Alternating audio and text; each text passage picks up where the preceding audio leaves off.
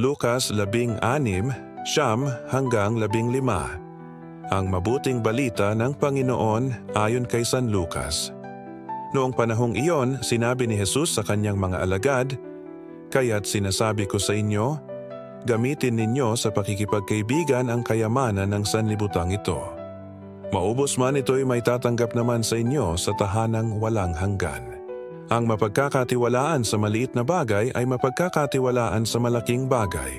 Ang magdaraya sa maliit na bagay ay magdaraya rin sa malaking bagay.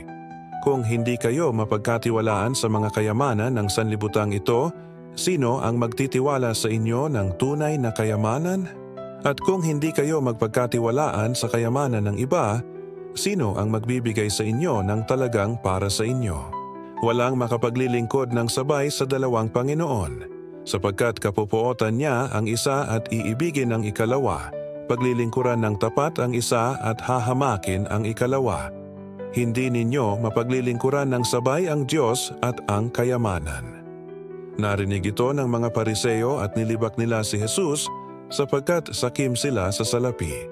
Kaya't sinabi niya sa kanila, "Kayo ang nagpapanggap na mga matuwid sa harapan ng mga tao, ngunit nasasaliksik ng Diyos ang inyong mga puso. Sapagkat ang itinuturing na mahalaga ng mga tao ay kasuklam-suklam sa paningin ng Diyos." Ang mabuting balita ng Panginoon.